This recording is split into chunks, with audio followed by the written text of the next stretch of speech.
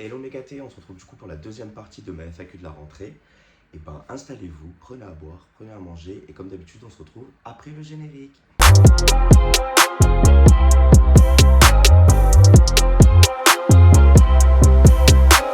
Quels sont tes stats sur les réseaux?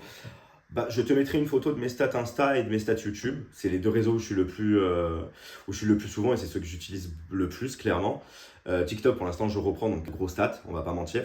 Je suis vraiment fan de toi. Bah écoute, merci beaucoup et puis j'espère que tu continueras à me regarder. Est-ce que la drogue a des effets sur le corps? Si oui, lesquels? Oui, clairement, ça a des effets sur le corps. Tu peux perdre énormément de poids, ça se voit donc du coup avec ton poids, ça peut marquer énormément ton visage. La santé mentale, c'est surtout là où je pense que l'effet le plus important, il est là. Ça peut te rendre parano, ça peut te faire perdre la raison. Enfin, il y a énormément d'effets qui sont nuisibles à cause de ça. Je vous ferai une vidéo spécifique là-dessus d'ailleurs, je pense que c'est important. Et de toute façon, au mois de novembre, on va être dans le mois de la santé mentale, dans le Movember. Et du coup, je compte vous faire beaucoup plus de vidéos en rapport avec la santé mentale, les drogues, les effets, etc. Je pense que ça sera une bonne période puisque ce sera la période adéquate pour ça. Donc oui, je vous ferai ça. Vas-tu faire plus attention à tes abonnés à l'avenir? Bah oui, je pense que vous l'avez vu, j'ai repris vraiment de la bonne manière.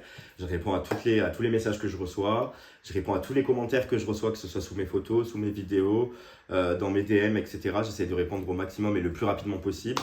Je suis à jour de tout, donc déjà ça c'est un grand pas pour moi.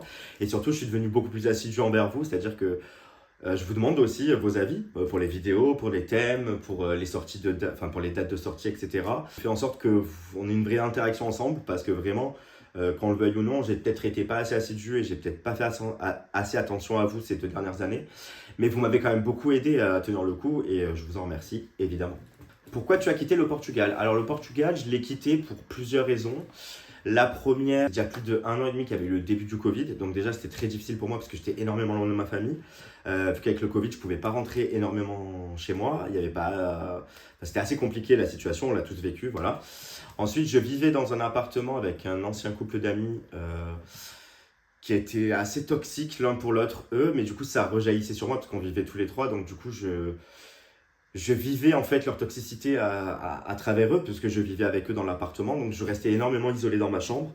Et du coup, à un moment donné, j'ai quitté mon travail et du jour au lendemain, je suis rentré chez mes parents et puis j'ai décidé de rester en France, clairement. Je suis resté 1 an chez mes parents et puis après je suis arrivé à Paris en 2022 du coup. Qui sont tes 3 meilleurs amis à Paris? Honnêtement, j'ai pas de meilleurs amis à Paris. Clairement, mes meilleurs amis sont dans le sud maintenant, mais j'ai des amis hyper proches. Je vais pas dire leur nom, ils se reconnaîtront. Mais de toute façon, vous les voyez souvent apparaître sur mes réseaux sociaux, clairement. C'est avec eux que je fais mes soirées, c'est avec eux que je passe la plupart de mon temps quand je suis pas à la maison, quand je suis pas au travail ou que j'ai pas mes projets, etc. C'est vers eux que je vais. Mais disons que les 3 personnes dont je suis le plus proche, je vais pas les citer comme je vous ai dit, parce que je suis pas là pour dire toi je t'adore, toi t'es mon meilleur ami. Non. Mais elles vont se reconnaître, mes pétasses. Oui, désolé, on s'appelle comme ça entre nous. Parce qu'on a de l'autodérision justement entre nous et c'est ce qui fait du bien. Et c'est des personnes qui ont été là pour moi de A à Z. Mais c'est pas les seuls. Il y a d'autres personnes qui ont été là pour moi. Ils se reconnaîtront aussi. De toute façon, à Paris, honnêtement, je suis hyper bien entouré maintenant. J'ai su faire le tri aussi des bonnes personnes qu'il me fallait et des personnes qui étaient trop nocives pour moi, clairement. Et aujourd'hui, je me sens énormément bien. Donc du coup, big up à tous mes amis. Voilà, je vous aime, clairement. Je vais pas en citer que 3. Je vais citer personne. Je vais juste dire mes amis, ils savent qui ils sont. Je vous aime, merci d'être là et merci au quotidien de m'apporter le soutien dont j'ai besoin. Penses-tu à aller vivre à l'étranger pour te ressourcer? J'y ai pensé au début de l'été quand j'ai commencé à réfléchir sur moi-même, j'y ai pensé honnêtement. Après je me suis dit, en vrai j'ai vécu une descente aux enfers à Paris mais j'ai pas vécu la vie à Paris que je voulais vivre. Surtout moi qui suis dans des projets du digital, vous me parliez tout à l'heure de ça commence aujourd'hui etc. Si je veux aboutir à tous ces projets-là, même sur le chant ou sur la création de contenu, pour l'instant, l'avantage serait de rester à Paris, puisque c'est la capitale, c'est là où tout se passe. Donc clairement, pour l'instant, c'est pas prévu. Mais je ne dis pas non, parce que je suis un globe-trotter, je l'ai fait une fois et je vois pas pourquoi je le referai pas. J'ai déjà quitté ma famille pour aller à Lisbonne, j'ai quitté ma famille pour venir à Paris. Je pourrais très bien quitter Paris pour aller dans un autre pays. L'Espagne me tente énormément. Mais pourquoi pas l'Italie aussi, parce que je suis italien et j'ai tellement adoré l'Italie quand j'y suis allé, que je me dis pourquoi pas essayer aussi. Peux-tu nous faire un retour d'expérience sur ta thérapie? Honnêtement, non. J'ai pas trop envie de rentrer dans la thérapie parce que la thérapie, ça voilà, c'est un sujet qui m'appartient. La thérapie, c'est personnel. Bien sûr que je vois une psy et ça me fait du bien. Là, j'avais arrêté pendant que j'étais à Marseille. J'ai repris cette semaine justement la thérapie et je vais continuer tant que j'en ai besoin. Par contre, rentrer dans l'expérience de ma thérapie, non, parce que du coup, c'est ultra personnel. Il y a des choses que je dis à ma thérapeute que je ne vous dirai jamais à vous, ou que seuls mes amis connaissent, ou seule ma famille, ou que personne ne connaît, clairement.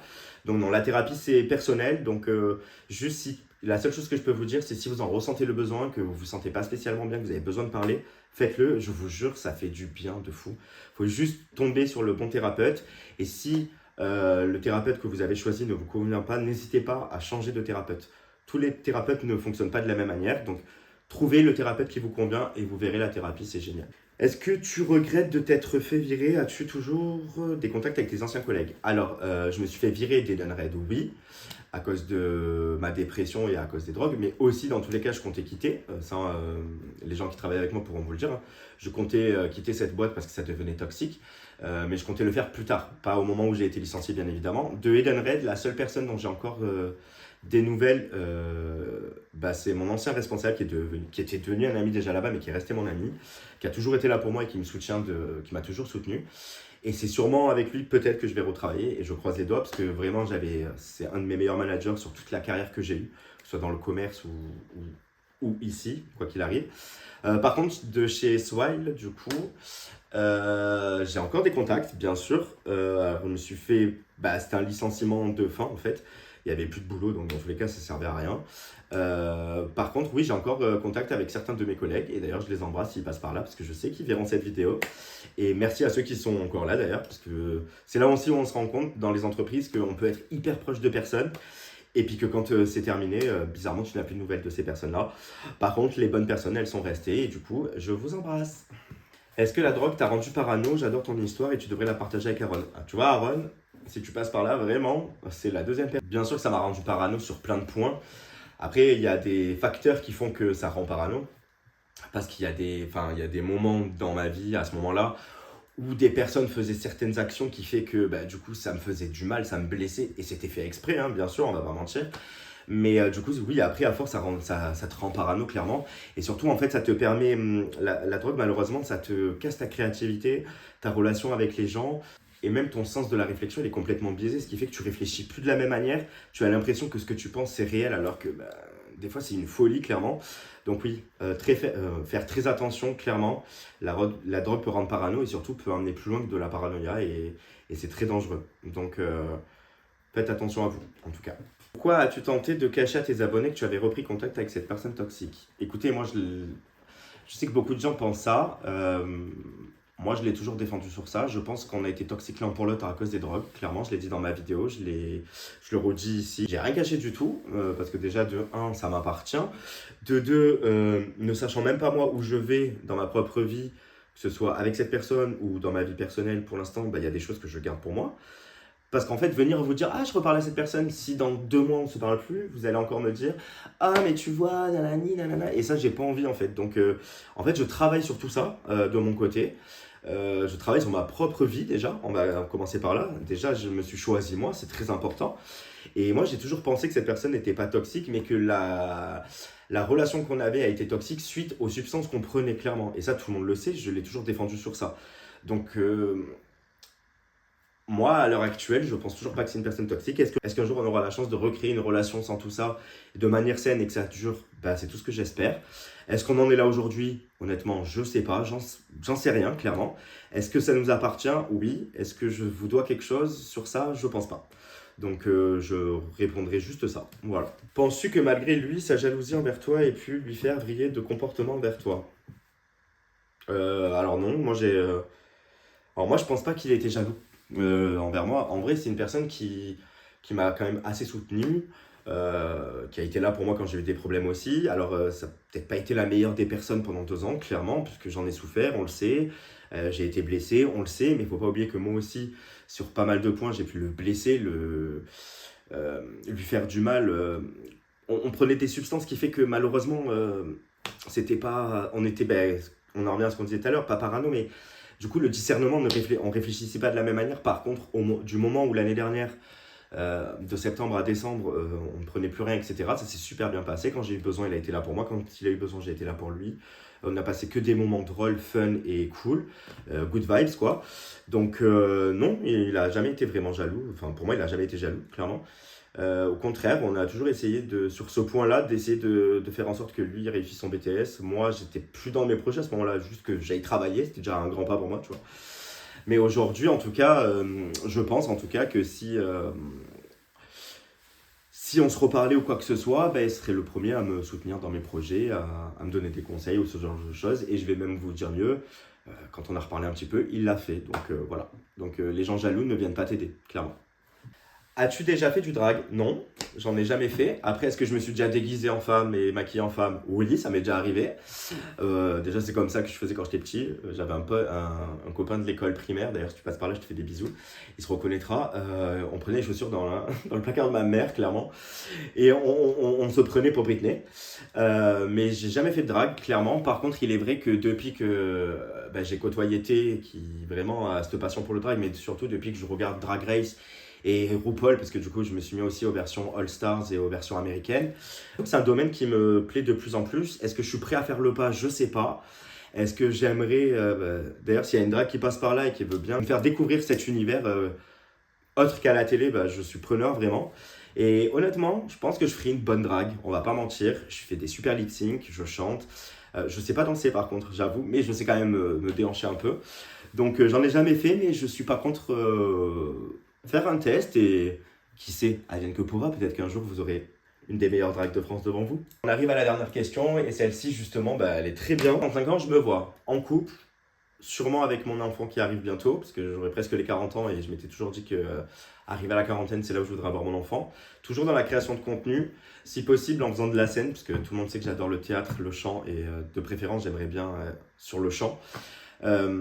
Donc toujours continuer dans cet univers-là et bien sûr que je continuerai à vous remercier parce que vous me soutenez. Là en ce moment vous le voyez bien, à chaque fois que ma vidéo elle monte un petit peu plus, je vous remercie à chaque fois parce que c'est en partie grâce à vous aussi que ça fonctionne et que si vous n'étiez pas là, je ne serais pas là non plus en train de faire cette vidéo-là. Et je ne vous prends pas du tout pour acquis, croyez-moi. Au contraire, je le dis assez régulièrement que j'ai une communauté qui est vraiment géniale. Clairement, je reçois beaucoup de messages de bienveillance. C'est quasiment aucun hater, vraiment. Et pour ça, je vous remercie beaucoup parce que quand on a quasiment que de la bienveillance, on a envie de continuer à vous donner. En fait, j'ai de plus en plus envie de vous donner du contenu. Comme je vous disais là sur les réseaux, à partir de aujourd'hui, du coup, puisque je sors une vidéo mercredi, mais tous les mercredis, il y aura aussi une vidéo. Tous les dimanches, on sait que c'est la vidéo sur la Villa des Cœurs Brisés, donc tous les dimanches, ce sera une vidéo un peu plus télé-réalité du coup, parce que quand la villa sera finie, je continuerai puisque je passerai à des télé-réalités américaines, etc. J'ai déjà écrit des vidéos pour ça, mais du coup, les mercredis, je vais plus partir sur séries, vlogs, lifestyle, donc vraiment diversifier un peu ma chaîne sur ce que j'aime faire, et donc vous donner encore plus de contenu et essayer de faire en sorte qu'ensemble, on puisse faire évoluer ma chaîne, faire évoluer mon contenu, faire évoluer mes réseaux et que tous ensemble on se soutienne en fait tout simplement. Et si je dois vous soutenir, moi c'est avec grand plaisir dans tous les cas, donc n'hésitez pas si vous avez des projets, etc. Là il y a des projets qui arrivent, des projets d'interview. Je vais interviewer un ami à moi qui a sorti une musique, je l'interview lundi, donc elle sortira mercredi prochain justement. Donc pourquoi pas aussi partir sur un mode un peu interview, voilà. Voilà mes gâtés, la FAQ arrive à sa fin. Je pense que j'ai répondu vraiment au maximum de questions que je pouvais. J'ai à peu près abordé tous les sujets. De toute façon, j'ai décidé on fera une FAQ tous les 6 mois à peu près. Donc là c'était la rentrée, la prochaine sera pour le début de l'année. Mais dans tous les cas, souvent sur Instagram, je vous fais des fois des petites questions-réponses. Donc n'hésitez pas à me suivre encore une fois sur mes réseaux sociaux. Merci en tout cas à vous. Encore une fois, j'en profite pour vous remercier. Parce que si je peux faire tout ce que je fais en ce moment, c'est aussi grâce à vous, grâce à votre soutien et votre bienveillance. Donc merci, merci, merci, merci. Cœur sur vous. De toute façon, nous on se retrouve dimanche pour la vidéo sur la Villa des Cœurs Brisés. En attendant, prenez soin de vous. Je vous fais des bisous.